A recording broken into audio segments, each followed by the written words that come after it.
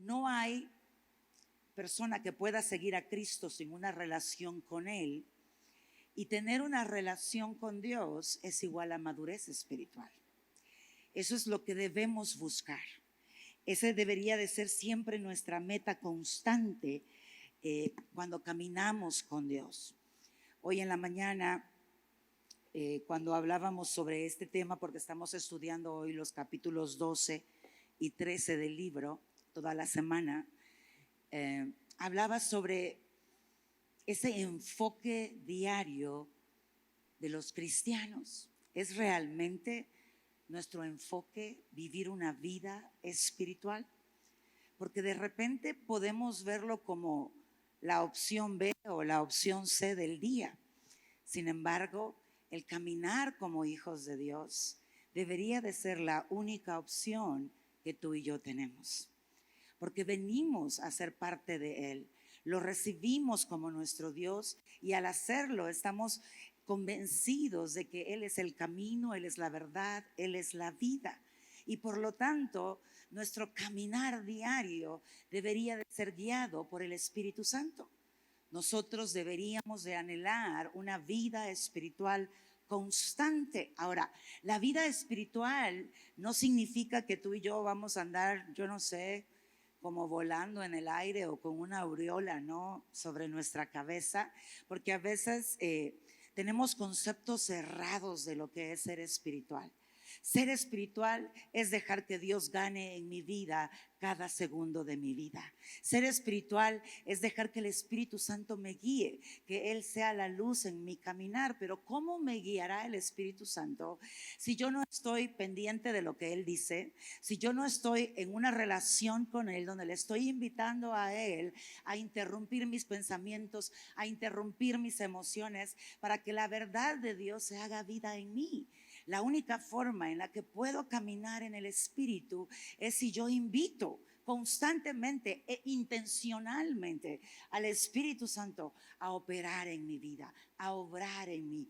Que sea un pacto que tenemos entre Él y cada uno de nosotros, en el que estamos claros y entendidos que yo me levanto cada mañana con el concepto de soy hija de Dios y quiero agradar a Dios, quiero vivir para Dios. Ahora, vivimos en un cuerpo imperfecto, vivimos con una batalla espiritual constante, porque está la carne, que tiene deseos de la carne, que es pecado, que es contrario a Dios, y está el Espíritu que habita en nosotros, que tiene todos los deseos de Dios y todo el poder de Dios para empoderarnos a cada uno de nosotros para vivir una vida espiritual. Entonces, ¿qué es vivir la espiritualidad en Dios? Es elegir todos los días, tomarlo en cuenta y hacer las cosas de acuerdo al corazón de Dios. Eso es lo que va a permitir que tú y yo vayamos en ese crecimiento constante. Por eso la palabra dice que Él nos lleva de una gloria a otra, de un nivel espiritual, de entendimiento espiritual, donde Dios se me revela en cierta dimensión, y esa dimensión no es más que el fundamento para que Dios siga construyendo el edificio y pueda seguirse revelando en un nivel más alto cada vez más. Ese nivel más alto me permite a mí dar en evidencia quién gobierna mi vida, quién es el Dios de mi corazón, y la luz de Dios va en aumento. Como dice su palabra, va brillando cada vez más alto. Dios se va haciendo más evidente en nuestra vida, en la forma en que pensamos, en la forma en que sentimos, en la forma que percibimos la vida, en la forma que nos tratamos unos con otros. Todo esto va a revelar cuánto de Dios hay en mí. Ahora bien, si esta es la única opción que tienen los hijos de Dios, porque si hemos decidido seguirlo, esta es la opción que elegí ser como Dios. Yo quiero que esta tarde, noche, tú traigas a tu mente tus tiempos con Dios, esas pláticas que tienes con Dios, lo que la palabra llama oración, ¿no? Que no es más que una conversación entre Dios y sus hijos. ¿De qué hablas con Dios? ¿Qué es lo que más contienen tus pláticas con Dios? del 100% de lo que tú hablas con Dios a diario, ¿qué porcentaje tiene que ver con algo que tú deseas, que tú necesitas, que tú quieres? ¿Qué porcentaje de tu oración?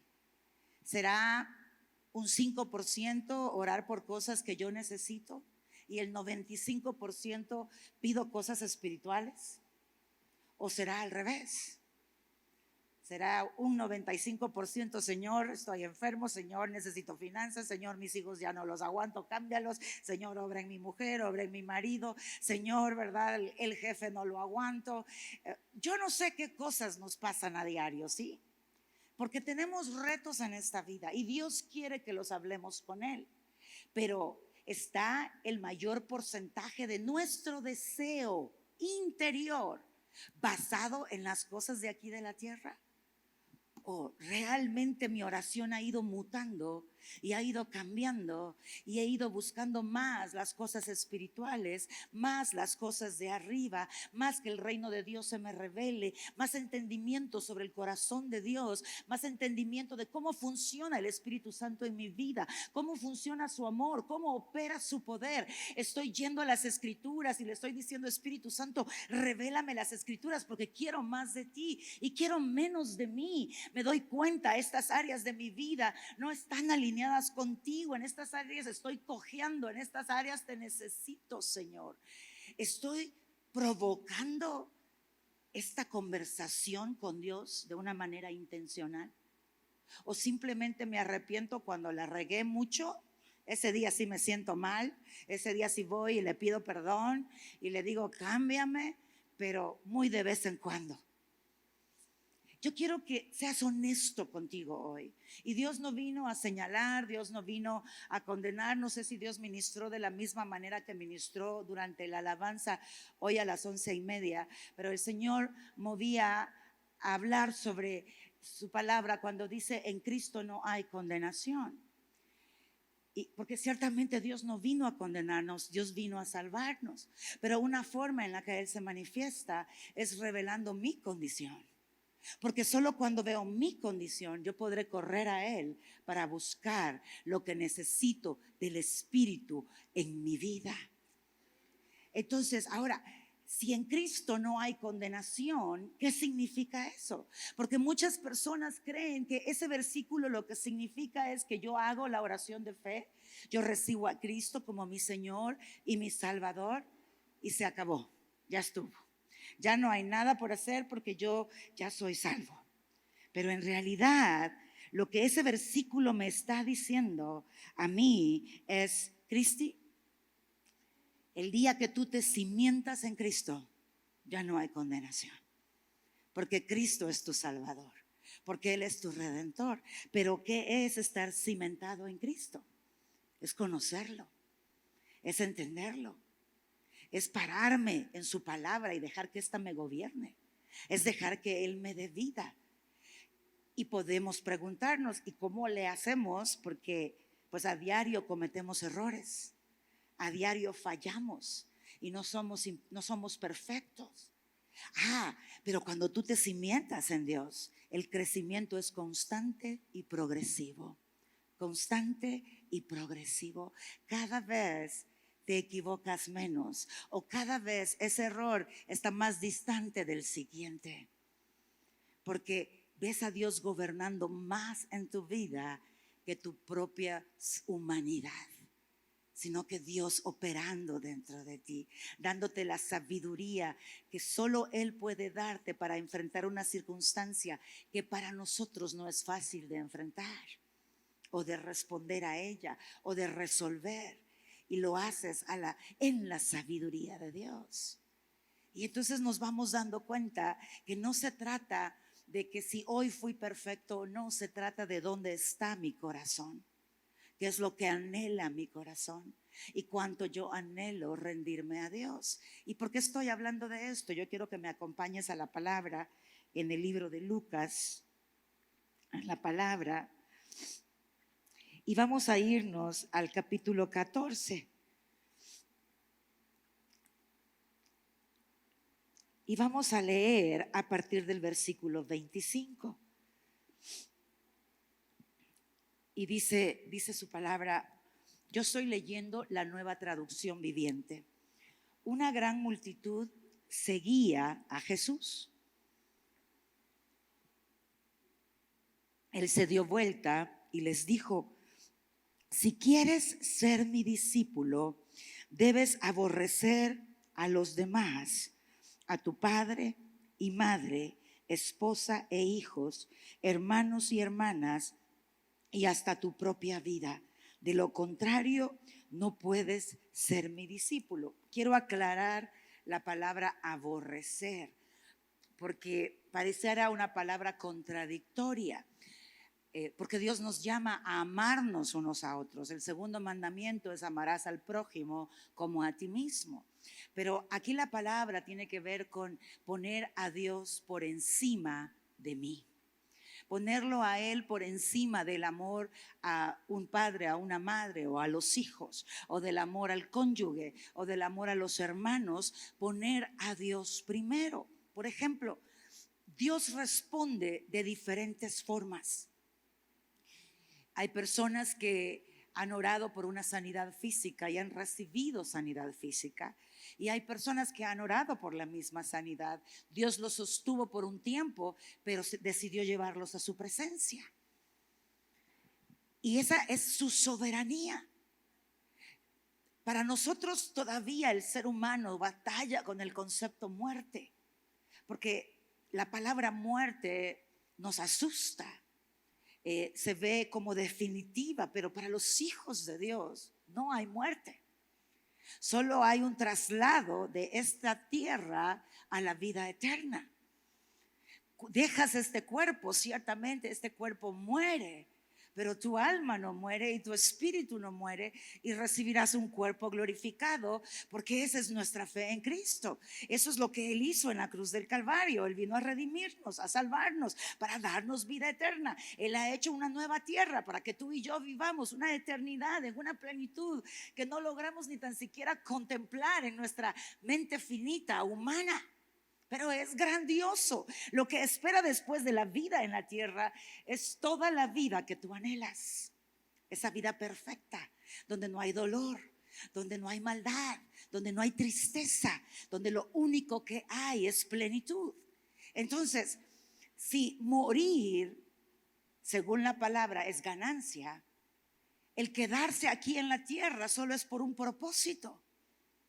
Pero si Dios permite que alguien muere, es porque Dios lo está promoviendo a esa vida celestial, quizá hasta antes de tiempo. Porque Él decidió, hay un versículo en el Antiguo Testamento que dice que Dios muchas veces le adelanta al justo su partida para que empiece a gozar ya de la gloria eterna y deje de sufrir cualquier situación aquí en la tierra. Porque ciertamente mientras vivamos en la tierra vamos a enfrentar angustias. La palabra lo dice. Tendremos tiempos de sosiego, tiempos de felicidad, y de repente vendrá un desierto, porque vivimos en un mundo imperfecto.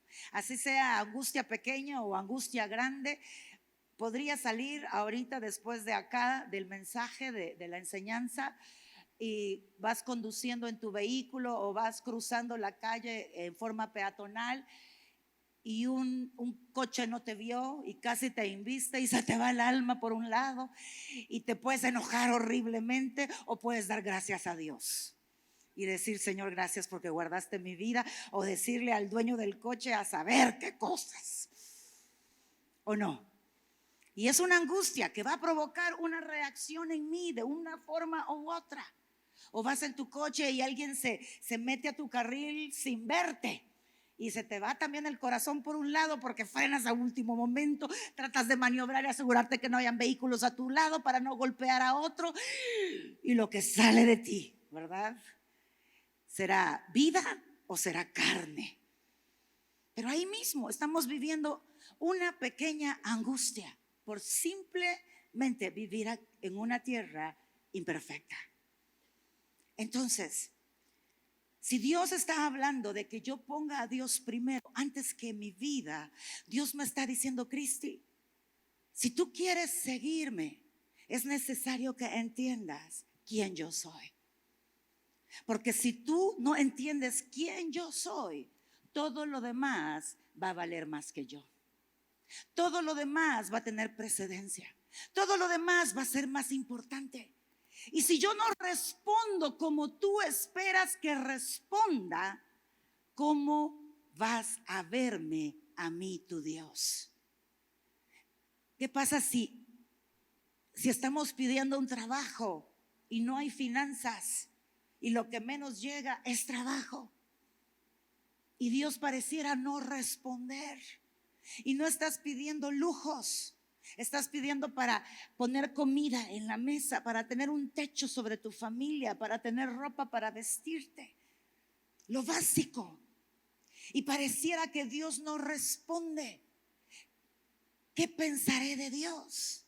¿Qué pasa si es algo más grave? Y estoy orando por una sanidad física de un ser amado y todo apunta a que va a partir a la presencia de Dios y va a morir aquí en la tierra. ¿Cuál va a ser mi concepto de Dios? Si Dios no responde de acuerdo a lo que quiero, sin que yo entienda quién es Él. Porque cuando yo entiendo, no es fácil pasar por los procesos. Sale a luz todos los miedos que llevamos adentro. Sale a luz los conceptos que tenemos de Dios, pero salen a luz por lo que acabo de decir hace un momento, para que yo me vuelva consciente de mi condición y Él venga y me enriquezca. Porque yo vaya y le diga: Señor, te necesito. Necesito confiar en ti aquí, ahora, no cuando tenga el dinero en la mano. Necesito sentirme segura aquí, ahora, porque tú estás conmigo y porque escrito está que no hay justo desamparado ni su simiente que mendigue pan. Este es el momento para ver que tu palabra cobra vida dentro de mí y me blinda de cualquier circunstancia en la tierra. Y entonces voy y conozco y descubro un Dios maravilloso que transforma mi ser interior y me da crecimiento espiritual. Voy y le digo: si me estás pidiendo a mi hija, te la entrego. Yo conté hoy en la mañana rápidamente porque lo viví con mis primeros 2 hijos. Y con la mayor, tenía 7 meses de edad, le dio Helicobacter pylori, que es una bacteria traicionera y deshidrata a una velocidad impresionante. Pero los médicos no lograban detectar qué bacteria era. Ya era el 12º día en el hospital. Ella se deshidrataba más rápido de lo que la podrían hidratar a ella con, ¿cómo se llama? Se me olvida, ¿cómo le dicen aquí? Cuando le ponen la vena, aquí en la vena, la aguja. ¿Cómo? Canalizar. Entonces, aunque la estaban canalizando con suero y un tipo de antibiótico que no podía ser muy severo hasta que no descubrieran qué tipo de bacteria era, porque era una bebé de 7 meses. Entonces, ella se deshidrataba aún a pesar del suero. Y ese día me dijo el doctor: señora, quiero que sepa que si la niña no empieza a detener el líquido, a retener los líquidos en su cuerpo y sigue deshidratándose a esta velocidad, va a cruzar una línea donde ya no hay retorno. Ya nosotros no podemos hacer nada por ella. De por sí verla en el hospital era horrible porque ya había perdido mucho peso, era un huesito, ya no se movía.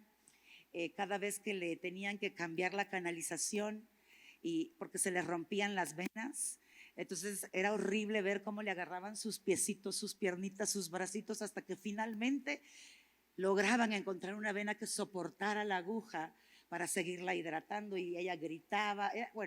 Era una tortura para mí esos 12 días en el hospital, horrible. Pero cuando el doctor me dijo eso, sentí que mi vida se me iba.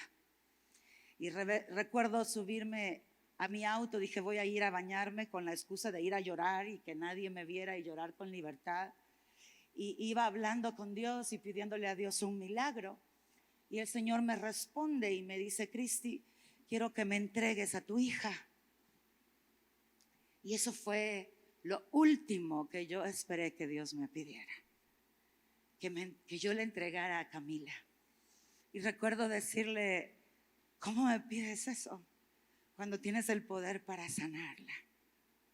Cuando tú eres el Dios que sana.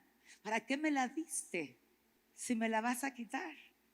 O sea, yo no podía tolerar la idea de perderla, mucho menos perderla. Con la idea era devastador. Y yo conducía y a cada rato venía esa frase a mi mente: entrégamela, entrégamela, entrégamela. Y sentía que era una tortura para mí. Y recuerdo en algún momento darme por vencido de la insistencia de Dios. Y no lo hice porque tenía una fe fuerte. No lo hice porque, como Abraham, pude entender lo que iba a pasar con Isaac. Lo hice con terror, porque le dije: Señor, si eso es lo que quieres, está bien, te la entrego, pero te pido que no me vuelva loca, porque me voy a volver loca cuando yo la pierda. Solo haz eso por mí. Y empecé a llorar su muerte, literalmente. Yo no sé si me duché con la ducha del agua o con mis lágrimas ese día. Y recuerdo regresar al hospital, iba con el corazón en la mano, pensando que al entrar a su habitación me iban a dar la mala noticia. Y cuando yo entro a esa habitación, ella, como les repito, ya no se podía ni mover. Ella estaba sentada aplaudiendo. Y cuando yo la veo, inmediatamente Dios me dice: hija, cuando tú amas algo más que a mí, Satanás puede robarlo y tocarlo. Pero si tú decides amarme a mí más, yo puedo protegerlo y que mi voluntad se haga. Ella tiene 30 años ahora, ya casada, y espero que pronto me haga abuela, ¿verdad? Pero fue un proceso que reveló a mí una verdad que yo no entendía. Ponerlo a Él por encima de todo me blinda a mí de la maldad del enemigo, de los planes del enemigo. Y solo la voluntad de Dios se hará en mi vida y en mis generaciones. No importa lo que suceda, no importa si alguno de ellos se desvía en algún momento. Si yo pongo a Dios por encima de mí, yo estoy protegida, y con ello están todas las promesas de Dios. Y una de sus promesas es: tú y tu casa serás salvo. Punto. No importa si va a ser en el lecho de muerte, pero tú y tu casa serás salvo, porque escrito está. Pero entonces yo necesito entender que para seguirlo a Él debo de conocerlo en tal dimensión que pueda comprender que no hay nada más grande, no hay nada más hermoso, no hay nada más glorioso, no hay nada más poderoso que Él sea el dueño completamente de nuestro ser. Y tenerlo a Él en primer lugar. Si no, no podré seguirlo. ¿Sabes por qué? Porque Él va a pedirte cosas que no hacen sentido. Porque su reino no funciona como esta tierra. Porque su bendición no llega de las formas que tú y yo pensamos que la bendición llega. Pero ciertamente llegará si me atrevo a creerle. Él nos va a sacar de nuestra zona de confort. Él nos va a incomodar. A veces nos va a pasar por procesos que no son tan agradables como los desiertos. ¿Por qué crees tú que Jesús provocaba sus desiertos? Él se iba solito a padecer solito. Él solito se agarraba y se llevaba. A nosotros Dios nos lleva obligados, porque si no, no entramos. Nos lo pone ahí. Pero Jesús sabía que necesitaba esa conexión divina. Encontrar esa fuerza que lo iba a sostener para vivir su ministerio en la tierra y cumplir su propósito para el cual vino a la tierra. Y entonces en los desiertos tú vas a encontrar ríos de agua viva.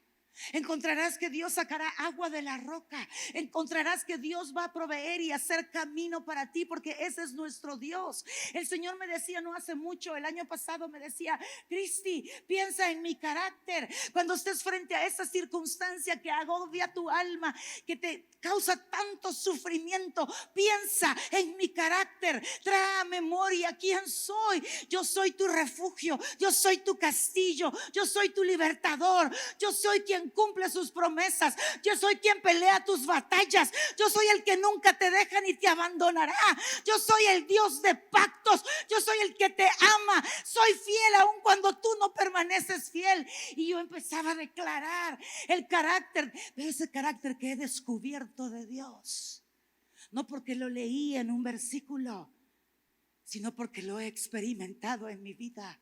Y entonces hay poder en lo que se ha revelado, hay poder en lo que se ha manifestado. Esa palabra viva, revelada delante de ti, te levanta, te sostiene, y aquello que te angustiaba no te angustia más, porque ahora entras en la dimensión del reino, y en la dimensión del reino, en vez de tristeza, Él te da gozo. Donde hay dolor y angustia, Él te da paz y descanso. Donde hay una fe débil, Él te fortalece con su fe y te sostiene y te llena de amor si hay un vacío en tu alma. Él suple absolutamente cualquier necesidad. Pero Dios dice, necesitas entender que para ser mi discípulo, yo debo de ser primero que todo. Porque yo soy. ¿Y sabes qué es yo soy? Absolutamente todo lo que Dios es. Yo soy el que soy, el todopoderoso, el que detiene la tormenta, el que abre el mar, el que hace caer maná del cielo. Sigo siendo el mismo ayer, hoy y por los siglos. Dios no te pide que tú lo pongas primero porque Él es narcisista. Él no necesita nuestro amor, Él es Dios. Él no tiene problemas de identidad para que tú lo apruebes. Él es Dios, contigo o sin ti, conmigo o sin mí. Él es Dios. Él existe antes y después. Ni lo entendemos, ¿verdad? Explícame cómo Dios existe antes. O sea, podemos tratar de explicarlo. En la eternidad, Él vive en la eternidad. Él vive en el pasado, Él vive en el hoy y Él vive en el mañana. Ahí está, ahí no hay tiempo. Ese es nuestro Dios. Y en la medida que tú y yo lo conocemos, podremos confiar en Él y estar seguros que la decisión que Él tome es la mejor, aunque no sea la que tú y yo habíamos pensado. Y entonces, ¿qué pasará? Así venga tormenta, así venga ataque, jamás te separarás del amor de Dios. Nunca el enemigo podrá ganarte. Nunca el enemigo podrá vencerte. Por eso es que Dios nos está invitando a ti y a mí a que busquemos primero las cosas espirituales. ¿Cuáles son los 2 mandamientos más importantes? Donde se encierra toda la ley. Amarás al Señor tu Dios con todo tu alma y todo tu ser y fuerzas. Y el otro, amarás como a quién, como a ti mismo. Por eso cuando tú vas a comprarte una blusa de 500 pesos, también regalas una de 500 pesos. Solo nos da risa, ¿verdad? Porque nosotros sí nos regalamos algo bonito, pero de repente no amo a mi prójimo como a mí mismo en esas cosas.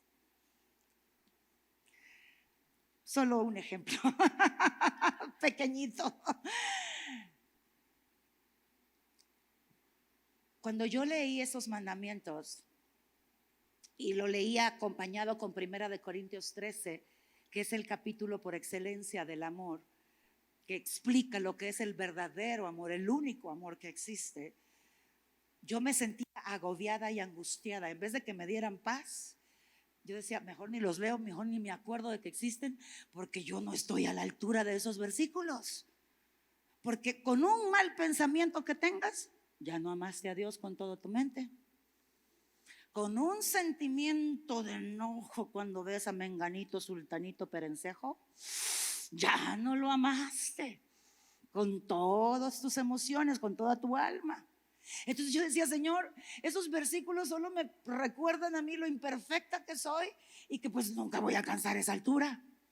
Entonces mejor ni los leo para no vivir abatida de que no voy a alcanzar llegar a la meta. Hasta que un día el Señor me dijo, Cristi, yo quiero que entiendas 2 cosas. Una, me explicó 1 Corintios 13 y me dijo, este es un termómetro espiritual del amor que te permite estar consciente de cuando amas y cuando no amas, para que tomes la decisión de lo que sigue aquí adelante en Lucas 14, Vamos a seguir leyendo y luego les sigo diciendo. Además, dice el 27, si no cargas tu propia cruz y me sigues, no puedes ser mi discípulo. Si no cargas o si no tomas tu propia cruz y me sigues, no puedes ser mi discípulo. Mire, mucha gente piensa que la cruz es el marido, la mujer, la suegra, el suegro, el nieto, la nieta, el hijo, el tío, el abuelo, el jefe, y eso no es cierto. La cruz que Jesús habla en la palabra es la decisión que tomó de morir a mi yo para que Él viva en mí, de ponerlo a Él primero, de hacer las cosas a su manera. A veces yo he tenido la razón y Dios me dice, cállate y no te defiendas. Y yo, porque para mí hablar no me cuesta y defenderme, buen abogado hubiera sido. Y eso de callar, y si tengo la razón, peor. Y Dios dice, calla, porque a veces tener la razón fractura la relación, pero confiar en mí te llevará a que se sane y a que se resuelva la situación. Y no nos damos cuenta. Entonces hay que morir a ese ego, a ese derecho que tenemos y confiar en Él. Y no nos sale fácil, no cuando tenemos ya el discurso preparado y con todo lo que nos enseñan de nuestros derechos y el respeto a la mujer y denle para adelante. Y entonces Dios dice, créeme, confía, toma la cruz, muere a ti. ¿Qué hizo Jesús? Murió a su derecho de ser Dios, a su derecho de estar santo y limpio, puro, y se puso encima de Él toda la inmundicia de nuestros pecados y murió en una cruz pagando el precio de todo el pecado de la humanidad no nacida, nacida y la que iba a nacer, sin ser culpable. Murió con tal de darnos a nosotros la oportunidad de vida eterna, de salvación eterna, de redención, de limpiarnos de pecado, para que hoy en este tiempo podamos entrar al lugar santísimo y estar delante del Padre, del Hijo, del Espíritu Santo y no morir, y poder recibir de Él todo lo que necesitamos para que Él sostenga la vida del Espíritu aquí en la tierra, en nosotros. Entonces Dios me invita a mí, Cristi, muere a tu forma de hacer las cosas, muere a vivir con tu sabiduría y escoge mi sabiduría, muere a vivir con tu ingenio y busca mi ingenio, empieza a depender de mí, toma tu cruz y sígueme. Las cosas no se ganan en el cielo como se ganan en la tierra. La victoria no se obtiene en el cielo como se obtiene en la tierra. Pero te aseguro que yo soy tu estandarte. Y si soy tu estandarte, es que yo ya proclamé victoria sobre tu situación. Pero necesito que me obedezcas, que te dejes guiar por mí, que me creas. Y entonces cuando Él me explicaba que era un termómetro que me permitía ver a mí mi condición, yo podía, si gritaba, dije, no amé. Porque el amor, dice, no se irrita. ¿Verdad? Y ya ahí ya la regamos todos, ¿verdad? Porque ¿quién no se irrita? Dice, el amor no se irrita. ¡Wow! Y entonces, ¿qué pasa cuando llega la irritación? Ahí tú tienes el poder de Dios para decir, yo agarro este enojo y lo pongo en la cruz del Calvario, lo ato en el nombre de Jesús y lo echo fuera de mi alma y desato tu paz y tu benignidad, que es el deseo de hacer el bien. La benignidad es dulce para ese desgraciado que quiero matar ahorita. Yo desato tu benignidad, yo desato, y estás yendo en contra de ti, en contra de tu derecho. Oh, pero estás dejando que Él gane y no dejas de orar hasta que ves que se hizo realidad. Y vas a ver el cambio en tu interior. Y de aquí adentro empezará a producir bondad tu alma, porque el Espíritu de Dios va a saturarla. Habrá perdón que borrará la falta y te dejará a ti libre para disfrutar de la vida y disfrutar de poder amar a esa persona que se acaba de equivocar contigo. Y quizás ya lleva 100 veces haciendo lo mismo o 10,000, pero gozarás de un amor sobrenatural que te va a saturar a ti y te va a dar plenitud a ti. Y verás a Dios obrando porque decidiste tomar tu cruz, morir a tu yo para que se hiciera a la manera de Dios. Pero no solo vas a ver eso, vas a ver la gloria de Dios manifestarse en tu vida. Vas a ver la vida sobrenatural manifestarse sobre ti y decir: yo no sabía que esta vida era posible. La mayoría de ustedes conocen mi testimonio y de cosas que Dios ha hecho conmigo. Y cuando yo veo a estas personas y las amo y les sirvo y les deseo el bien, yo le digo al Señor: es que soy tan feliz porque es imposible que las ame, pero las amo. Y eso me hace doblemente gozosa, porque no tienen poder para robarme ni un minuto de mi vida en resentimiento, en enojo y en cualquier otra cosa. Yo podría ser la Magdalena de hoy, la que llora y llora, chilla y chilla, pero siempre tengo suficientes razones desde que fui concebida en el vientre de mi madre. Desde ahí tengo mi historia. Pero no, tengo paz, tengo gozo, tengo identidad, tengo plenitud en Él, porque fui rindiéndole cada cosa que me ha pedido y le sigo rindiendo lo que me sigue pidiendo. ¿Qué vas a hacer tú? ¿De qué manera quieres conocerlo? Porque yo hago esto no porque lo leí en la Biblia. Si la Biblia ya la había leído yo antes, pero no tenía este fervor, no tenía esta pasión, no tenía este deseo de levantarme y querer agradarlo a Él. Alguien me hace daño y lo primero que pienso: pero yo tengo que agradarlo a Dios y ya no puedo pagarle con la misma moneda. Porque yo vivo para Él, porque Él es mi motivación.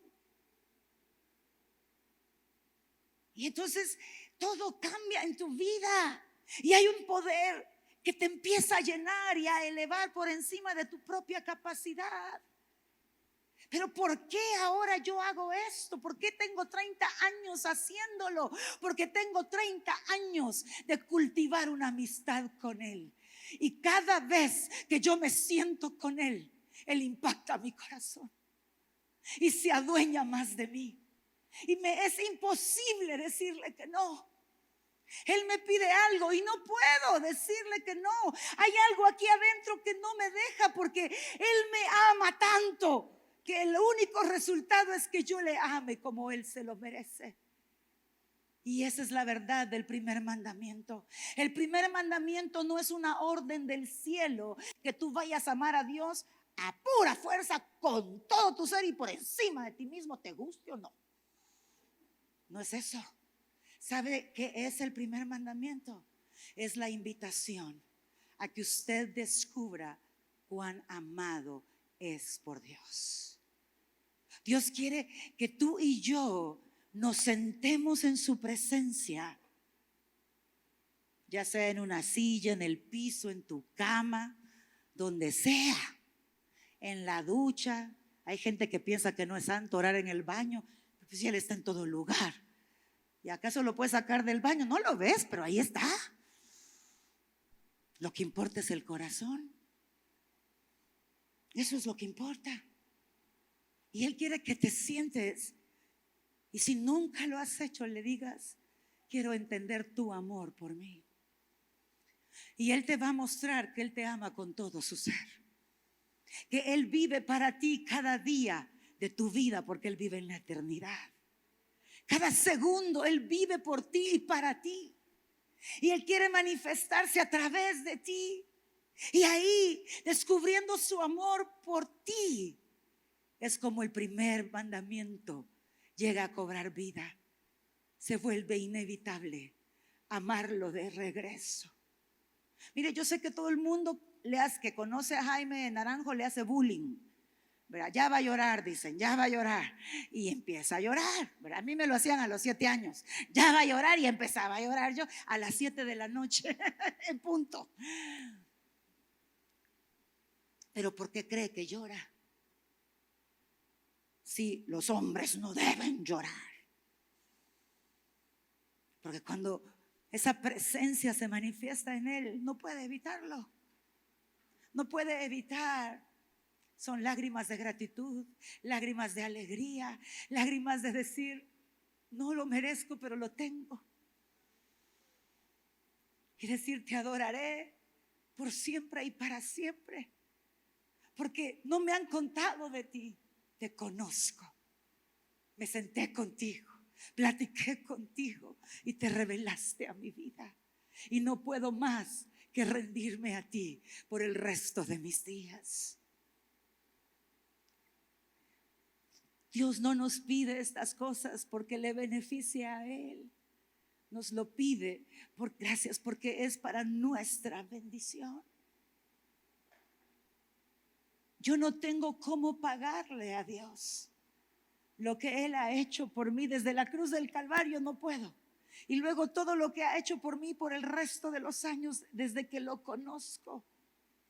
Yo les dije la vez pasada, yo no permanezco firme en Dios porque tengo 30 años de amistad con Dios. Yo permanezco firme en Dios porque hoy tengo amistad con Dios, porque hoy tengo intimidad con Dios, porque hoy me interesa lo que Él piensa de mí, porque le invito a examinar mi corazón, que me diga qué es lo que quiere de mí. Por eso sigo sostenida, porque Él me sostiene. La vida en el Espíritu no la puedes sostener tú, la sostiene el Espíritu Santo por ti. Pero es a través de esa relación que tú estás dispuesto a tener con Él. Así que Él dice, y sigue diciendo en los versículos, haz cálculo.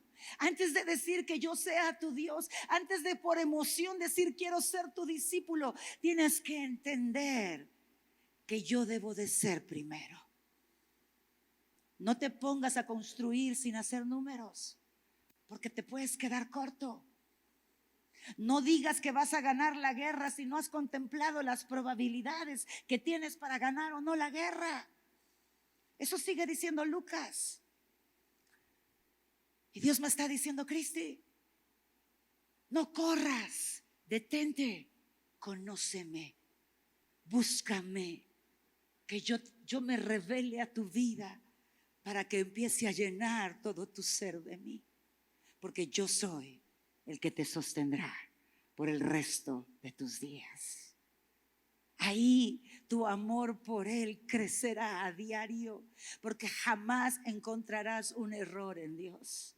Solo virtud, solo virtud. Y luego si te vas conmigo a Apocalipsis capítulo 2.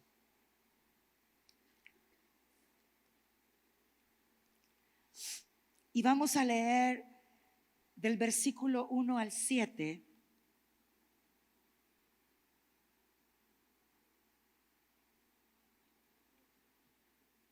Dice su palabra, escribe esta carta al ángel de la iglesia de Efeso. Este es el mensaje de aquel que tiene las 7 estrellas en la mano derecha, es decir, Jesucristo. Las 7 estrellas son las 7 iglesias que habla Dios en Apocalipsis. Estas 7 iglesias representan la iglesia de Dios en el mundo entero a través de los tiempos. Del que camina en medio de los 7 candelabros de oro. Los candelabros, que era el menorá, que es el candelabro que se usa en el pueblo judío, representaba la luz de Dios y tenía 7 velas, porque el 7 es la perfección, la luz perfecta de Dios iluminando tu vida. Y Dios tiene luz para cada uno de nosotros, para toda su iglesia. Y dice, yo sé todo lo que haces y he visto tu arduo trabajo y tu paciencia con perseverancia, Sé que no toleras a la gente malvada. Has puesto a prueba las pretensiones de esos que dicen ser apóstoles, pero no lo son. Has descubierto que son mentirosos. Has sufrido por mí, por mi nombre, con paciencia, sin darte por vencido. Y yo podría decir que Dios podría estar diciendo: Unidad Cristiana, he visto tu arduo trabajo. Unidad Cristiana trabaja constantemente por establecer su reino en las mujeres, en los hombres, en los niños, en los jóvenes, en la adoración y la alabanza, en los matrimonios, en casas de unidad, en casas de amigos, en tiempo de adoración aquí cuando nos reunimos, o sea, en matrimonios, buscamos en alcance social, buscamos todas las formas de poder trabajar para equipar al pueblo con el instituto, con los diferentes congresos que hacemos. Todo para que la palabra de Dios se siembre en los corazones y traiga fruto. Y Dios le está diciendo a la iglesia de Efeso: lo he visto todo lo que haces y tu gran esfuerzo. He visto la paciencia que tienes aún en medio de la dificultad, en medio de la adversidad, y he visto que no te has dado por vencido. He visto que has decidido seguir adelante. Y yo podría decir: Unidad Cristiana es eso. Cuánta cosa no ha vivido Unidad Cristiana, cuántas tormentas, cuántas situaciones adversas, cuánto ataque, pero la iglesia ha prevalecido y ha dicho: heme aquí, Señor, te creo y te seguiré y viviré para ti. Y dice que la iglesia de Efeso tenía hasta discernimiento de poner a prueba a aquellos que se autodenominaban apóstoles, y podían, a través del discernimiento de espíritu, entender que lo que enseñaban no venía de Dios y que no tenían la unción apostólica. Y entonces podían distinguir qué era de Dios y qué no era de Dios. Es decir, que tenían entendimiento de las cosas del espíritu. Y dice también que no toleraban la maldad, es decir, el pecado lo llamaban pecado porque vivían en una región donde estaban los nicolaitas, que creían en todo tipo de perversidad, de inmoralidad sexual, o sea, sin límites. Y lo enseñaban como algo santo y puro. Y era una tendencia que se había separado del judaísmo, y todavía se autodenominaban judíos, pero eran las enseñanzas de los nicolaitas. Y dice: y no has caído en las enseñanzas de los nicolaitas, los has apartado, no has cedido a eso que haría fácil tu caminar carnal y, según ellos, aprobado por Dios. Te has resistido a la tentación, has dicho que no. Y sigue diciendo la palabra. Eso de los nicolaitas está en el versículo 6, pero lo quería decir antes. Y el versículo 4 dice: pero tengo una queja en tu contra. No me amas a mí, ni se aman entre ustedes como al principio. En la Reina Valera dice: has perdido tu primer amor. Has perdido de vista lo que motiva tu corazón. Has perdido de vista la esencia de quien yo soy, Dios. Has dejado a un lado el amor y vives por letra y con revelación de las cosas del espíritu, pero no con la motivación correcta. Has perdido tu amor por mí y el amor al prójimo. Fíjate, y luego dice el 5: mira hasta dónde has caído. O sea, te has caído de esa gracia, de ese favor, de esa revelación que nunca debe de apartarse de tu vida. Y dice: vuélvete a mí. ¿Qué? Pero es una iglesia que trabajaba para establecer el reino. que discernía entre la herejía y la verdad, que le decía no al pecado de la inmoralidad perversa. Y sin embargo Dios le dice, vuélvete a mí. Es decir, me has dado la espalda. Mire, usted puede hacer algo bueno sin amor. Usted puede sacrificar su vida sin amor. ¿A dónde lo encontramos? Primera de Corintios, capítulo 13, versículo 1, 2 y 3. Usted puede tener lenguas angelicales. Usted puede hacer milagros. Usted puede ser un profeta de esos profetas que dicen, no manches, es que hasta la coma era cierta. ¿Me explico? Al pie de la letra dijo lo que estaba viviendo, porque tiene el don de ciencia.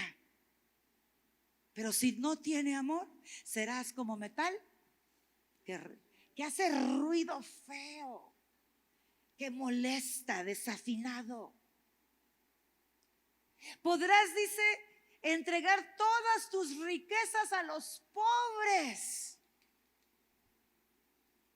Y estos son actos que parecen benevolentes. Pero sabes que tú puedes hacer todo eso para que tu nombre quede siendo con gloria a la eternidad, para tu ego, para que te aplaudan o para no pagar impuestos, pero no por amor. Y si no hay amor, de nada te sirve.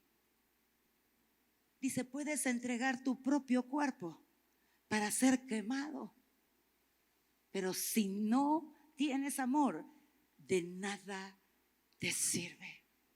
Yo sé que yo insisto en esto del amor, y vaya que insisto en esto del amor, y quizás algunos hasta chinos se están poniendo ya de que tanto que hablo del amor. Pero Dios mismo está diciendo, perdiste lo principal. Porque todo lo que me importa a mí tiene que ver con el amor. Todo lo que nace de ti debe de nacer del amor.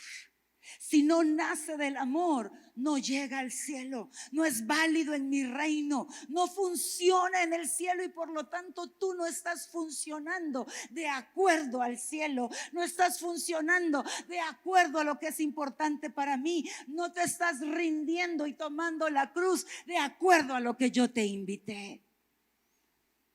Y es por eso que yo insisto.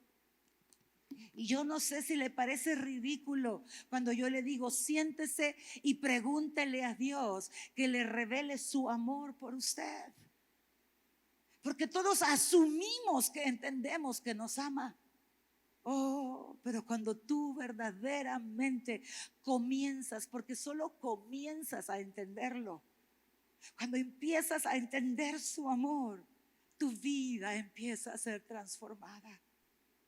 La pasión que mueve tu ser cambia. El hambre que se despierta por él cambia.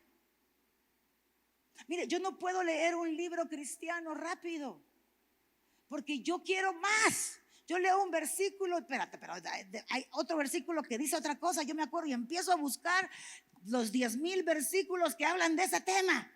Y termino haciendo 10 prédicas y después vuelvo al libro. Me explico, porque hay riqueza y se despierta en mí. Yo quiero más y quiero profundizar y encontrar esa vida. No quiero leer por leer.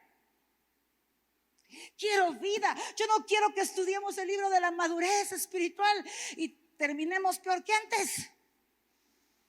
Pasar de noche. Ni nos enteramos de qué se trató. Yo quiero ver esa madurez que crezca en cada uno de nosotros, incluyéndome. Pero es necesario empezar por el principio. Tu primer amor. Es el amor a Él los que nos va a sostener en medio de cualquier circunstancia. Pueblos que se han quedado sin acceso a la Biblia. Es el amor a Dios lo que los ha sostenido, siendo fieles, porque están siendo amenazados de ser asesinados por causa de su fe. Cantidad de ellos han sido decapitados de formas horribles, han sido asesinados. Niños, mujeres, adultos, ancianos. Pero hay una fe tan grande. Saben que yo estoy viendo la serie de Los Elegidos porque lo he dicho varias veces y ya salió la 4ª temporada y ya fui al cine a ver los primeros 2 capítulos y sale la escena de Juan el Bautista cuando es decapitado. De todo lo que, de esos 2 capítulos, con eso me quedé. Porque en ese momento, les voy a dar un spoiler, lo siento mucho si no la ha visto. Bueno, con esa escena me quedé, Dios me habló muchísimo. Porque si usted la ve, lo que va a ver en el rostro de Juan el Bautista es lo que impactó mi corazón. Porque yo quiero amarlo a él así. Yo quiero, aún en un momento en el que quizás esté viendo mi muerte, yo quiero amarlo a él con el mismo gozo que lo amo cuando él hace cosas extraordinarias que para mí son bendición. Yo quiero tener esa misma pasión por él. Yo quiero tener ese entendimiento que solo estoy trasladándome para estar con él y complacida de que hice su voluntad. Amarlo con esa fuerza, si no, no habrá valido la pena. Y es una escena que conmueve mi corazón y la traigo a mi mente y se quiebra mi alma. Porque yo quiero amarlo en esa dimensión porque él se lo merece. Porque ese no fue un día de malas noticias para Juan el Bautista. Fue el día de su coronación para el cielo. Pero cuando vemos la vida a través de nuestros propios ojos, perdemos a Dios de vista. Y Dios siempre está ahí, no importa cuán horrible sea la noticia. Dios está ahí. Y si Dios está ahí, hay vida, hay plenitud, está todo lo mejor, porque Él es lo mejor. Amada iglesia, busquémoslo, encontrémonos con su amor y démonos cuenta de que no hay nada más grandioso que Dios y vivir para Dios. Es la mejor vida que podrás tener. ¿Se llora? Sí, se llora, pero también se ríe, porque todo lo que lloras lo cosecharás con gozo y con alegría, dice su palabra. Todas tus lágrimas, y vaya si han sido muchas, así será el gozo y así será la alegría y así será la gloria que Dios va a desatar en tu vida. Pero solo cuando lloras en su presencia, creyéndole a Él, porque necesito creerle. Él tiene, yo no sé cuántos, ¿cómo se llaman los cosas que tienen arriba con agua o abajo? La cisterna, pero tienen otro nombre, ¿verdad? Acá los cosas tinacos. Allá, yo no sé cuántos tinacos tiene de mis lágrimas Dios allá arriba en el cielo, ¿verdad? Es una colección bastante grande. Lo bueno es que el cielo es grande. Y muchas de esas lágrimas ya se convirtieron en gozo. Otras estoy en espera de que se conviertan en gozo. Pero sé que las cosecharé con alegría, porque Él siempre cumple su palabra. Iglesia, tenemos un año donde Dios ha dicho: quiero llevarte a la siguiente gloria. Tal vez sea incómodo por un momento, pero te aseguro que lo celebrarás con gozo y alegría si tú y yo nos enfocamos en buscarlo, en descubrir su amor y decirle: quiero crecer, quiero madurar, quiero que se note que tú vives en mí y me gobiernas. Y el último versículo que vamos a leer hoy está en siempre Apocalipsis 2:7. Dice: todo el que tenga oídos para oír debe de escuchar al Espíritu y entender lo que Él dice a las iglesias. Mira, no te conformes con lo que entendiste aquí este día. Llévate lo que has entendido y dile: Dios, amplíalo, explícame más. Hay en cosas que me quedo como dudando. Hay en cosas que pienso que la pastora está medio loca. Así que hazme saber si está loca o eres tú, Señor. Se vale. Porque si ya lo pensó, pregúntele. Lo más seguro es que le va a decir que estoy loca, pero por él, no de la otra loca, ¿verdad? Pero pregúntele, yo no me ofendo. Porque yo he hecho lo mismo. Yo me llevo prédicas que digo, ¿será o no será? Y se las llevo a él. Y ahí me doy cuenta de lo que es. Y cosas que no me suenan porque no van de acuerdo a mi estructura, muchas veces son de Dios. Y por haberle preguntado a Dios, las pude recibir. Y otras no. Pero llévate esto y dile: quiero entenderlo en toda la dimensión que tú quieres que yo lo entienda. Y créeme, así no pasa en el instante. Si tú sigues insistiendo, pasará, pasará. Y tu vida será un brillo de su gloria. Eso será tu vida. Y donde vayas, llegarás con autoridad. El ambiente cambiará porque vas a entender quién eres, lo que portas, quién camina contigo, el poder del cielo contigo. Y en vez de que las cosas te amedrenten, esos demonios huirán y el reino de Dios se establecerá. Primero en tu vida, después en tu casa y después en todo lugar donde tú vayas. Amén.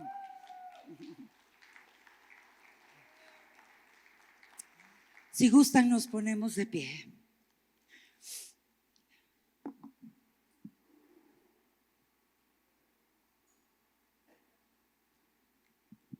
Gracias, Señor. Gracias por tu palabra. Gracias porque aún cuando nos muestras esas áreas donde cojeamos, nos llenas de esperanza, nos llenas de aliento, nos llenas de vida, Señor, porque podemos tener la certeza que tú estás peleando por nosotros, que en ti podemos estar seguros, que en ti podemos confiar.